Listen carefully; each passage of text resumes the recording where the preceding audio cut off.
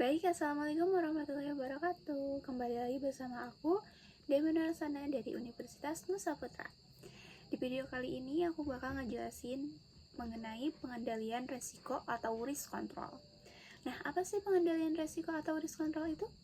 Yuk, tonton terus. Resiko berhubungan dengan ketidakpastian. Ini dikarenakan kurangnya informasi atau bahkan tidak tersedianya cukup informasi mengenai apa yang akan terjadi.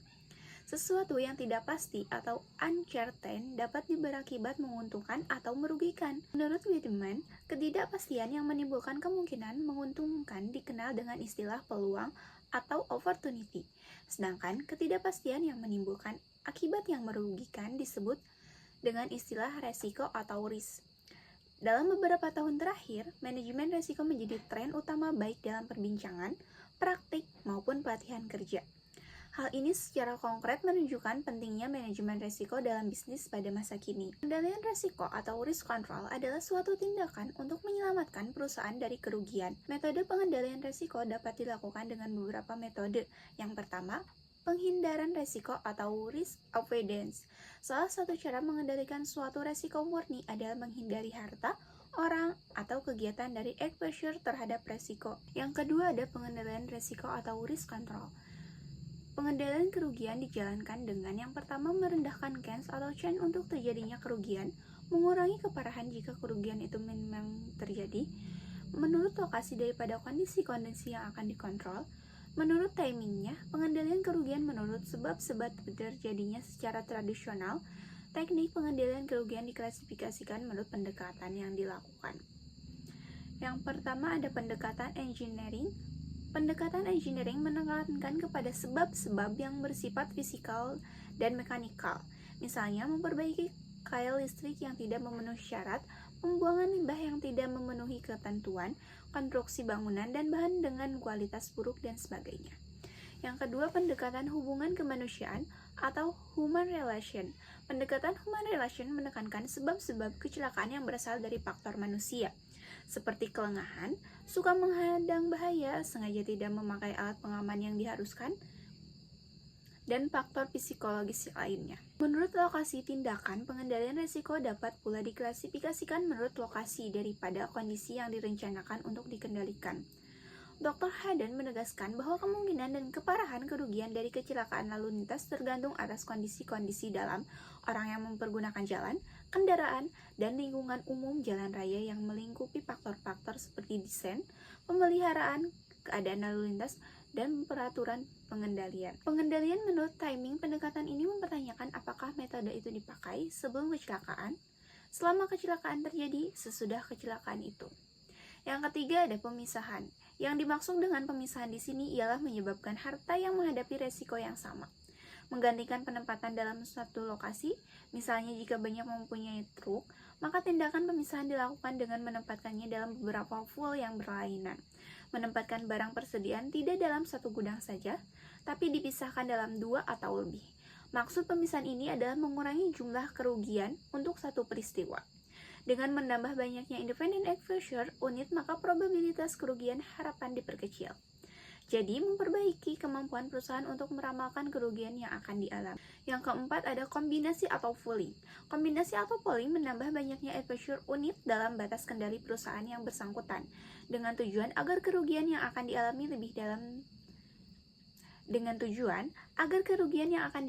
lebih dapat diramalkan. Jadi, resiko dikurangi. Salah satu cara perusahaan mengkombinasikan resiko adalah dengan perkembangan internal. Misalnya, perusahaan angkutan memperbanyak jumlah truknya, suatu perusahaan merger dengan perusahaan lain, perusahaan asuransi mengkombinasikan resiko murni dengan jalan menanggung resiko sejumlah besar orang atau perusahaan. Yang kelima, ada pemindahan resiko. Pemindahan resiko dapat dilakukan dengan 3 cara. Yang pertama, harta milik atau kegiatan yang menghadapi resiko dapat dipindahkan kepada pihak lain, baik dinyatakan dengan tegas maupun berikut dengan transaksi. Sebagai contoh, perusahaan yang menjual salah satu gedungnya dengan sendirinya telah memindahkan resiko yang berhubungan dengan pemilik gedung itu kepada pemilik baru. Ada perusahaan yang menyerahkan sebagian kegiatan perusahaan kepada kontraktor dengan tujuan untuk memindahkan segala resiko yang berhubungan dengan pekerjaan itu. Yang kedua ada resiko. Sebagai contoh, itu sendiri yang dipindahkan. Pada suatu kasus persewaan gedung, penyewa mungkin sanggup mengalihkan kepada pemilik berkenaan tanggung jawab kerusakan gedung karena kelupaan si penghuni. Contoh yang dikemukakan di atas transfer, memanfaatkan transportor dari tanggung jawab karena itu exposure itu sendirilah yang dihilangkan. Ketiga, suatu fisik financing transfer menciptakan suatu loss exposure untuk transfer. Pembatalan perjanjian itu oleh transfer dapat dipandang sebagai cara ketiga dalam risk control transfer. Dengan pembatalan itu, transfer tidak bertanggung jawab secara hukum untuk kerugian yang semula ia setujui untuk dibayar. Adapun karakteristik manajemen risiko yang baik. Yang pertama, memahami bisnis perusahaan, formal, sistematis, terintegrasi, dan komprehensif, mengembangkan infrastruktur risiko, menetapkan mekanisme kontrol, menetapkan batas atau limit, memfokuskan pada aliran kas, menetapkan sistem intensif yang tepat, dan yang terakhir mengembangkan budaya sadar risiko. Sebagai contoh, PT Kelana merupakan perusahaan taksi dengan armada taksi sebanyak 200 mobil. Sebagai bagian dari operasi taksi, PT Kelana menghadapi risiko kecelakaan mobil, tabrakan kecil, pencurian, dan masih banyak lagi. PT Kelana memutuskan untuk memahami resiko tersebut bukan mentransfer resiko dengan cara menyisihkan 1% dari total pendapatan tahunan untuk mengantisipasi resiko kerugian tersebut. Misal, untuk memperbaiki kendaraan yang rusak karena kecelakaan, PT Kelana juga membuat aturan dan prosedur yang ketat untuk menekankan resiko kerugian melalui timing terhadap pengemudi taksi. Adapun exposure resiko dan pengendalian resiko atau risk control. Pengendalian resiko mempunyai peranan penting dalam manajemen resiko. Exposure terhadap resiko yang tinggi jika diimbangi dengan pengendalian resiko yang baik akan mengurangi atau meminimalisir resiko yang dihadapi oleh perusahaan. Sebagai contoh, tabel penilaian komposit sebagai ilustrasi. Misalkan ada perusahaan di Indonesia yang bergerak di bidang konstruksi. Perusahaan tersebut ditawari pekerjaan di Irak atau negara yang masih di bawah pendudukan Amerika Serikat. Bagaimana evaluasi exposure resiko tersebut? Resiko inherent yang dihadapi perusahaan tersebut jika beroperasi di Irak adalah sangat besar. Mereka bisa kena serangan bom, baik secara langsung maupun tidak langsung. Karena itu resiko inherent perusahaan tersebut masuk dalam kolom high. Sistem pengendalian risikonya, sebagai perusahaan kontraktor yang tidak mempunyai pengalaman dalam perang atau menghadapi serangan bersenjata, sistem pengendalian risiko perusahaan tersebut bisa dikatakan lemah atau baris pertama. Gabungan dari resiko inherent tinggi dengan sistem pengendalian risiko rendah menghasilkan profil resiko yang tinggi. Strategi yang tepat untuk perusahaan kontraktor tersebut sebaiknya tidak mengambil tawaran tersebut. Adapun teori penyebab timbulnya resiko. Untuk resiko yang tidak bisa dihindari, organisasi perlu melakukan pengendalian resiko dengan menggunakan dua dimensi, yaitu probabilitas dan severity. Pengendalian resiko bertujuan untuk mengurangi probabilitas munculnya kerugian dan mengurangi severity. Agar bisa mengendalikan resiko lebih baik, maka perlu menahan terhadap karakteristik resiko. Adapun teori tentang penyebab timbulnya resiko. Yang pertama ada teori domino oleh Heinrich 1959. Yang kedua ada teori rantai oleh Markhofer 1987. Teori domino menurut teori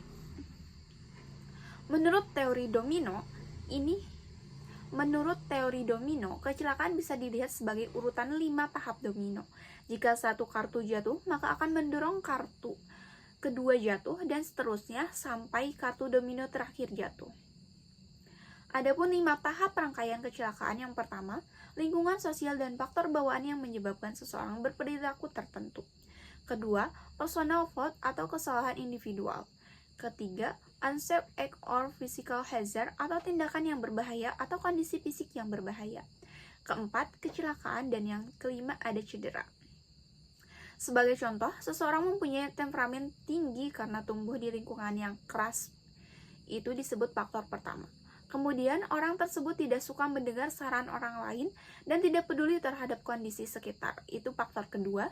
Kemudian, orang tersebut bekerja di lingkungan mesin atau bangunan yang rentan kecelakaan. Dan itu yang faktor ketiga. Maka ketiga faktor tersebut cukup potensial mengakibatkan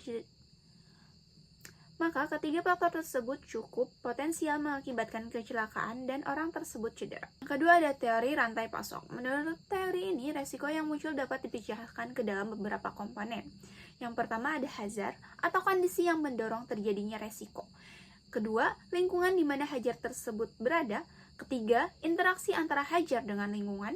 Yang keempat, hasil dari interaksi. Dan yang kelima, ada konsekuensi dari hasil tersebut. Sebagai contoh, di gudang banyak bahan mudah terbakar. Ada bensin dan oli. Terdapat kompor dengan menggunakan minyak tanah. Gudang adalah lingkungannya, sedangkan kompor adalah hazard atau faktor ke-1. Kompor dengan minyak tanah meningkatkan resiko kebakaran. Sebagai faktor ketiga, interaksi antara gudang dengan kompor di dalamnya akan semakin meningkatkan resiko kebakaran, yaitu faktor kedua. Sehingga suatu saat terjadi kebakaran, yaitu faktor keempat. Konsekuensi dari kerugian tersebut adalah kerugian yang sangat signifikan. Adapun fokus pengendalian resiko. Pengendalian resiko dapat difokuskan pada usaha mengurangi kemungkinan munculnya resiko dan mengurangi keseriusan atau severity dari konsekuensi resiko. Sebagai contoh, memasang alat pemadam kebakaran di gedung, memasang airbag di mobil, memasang sabuk pengaman buruh bangunan. Adapun timing pengendalian resiko. Pengendalian resiko dilakukan sebelum, selama, dan sesudah resiko terjadi. Sebagai contoh, sebelum terjadi, melakukan training karyawan. Yang kedua, saat terjadi, kantong udara pada mobil langsung mengembang saat terjadi kecelakaan. Dan setelah terjadi, memperbaiki mobil untuk dijual lagi. Segitu dulu pembahasan aku mengenai pengendalian resiko atau risk control kali ini. See you di next video. Bye-bye. Assalamualaikum warahmatullahi wabarakatuh.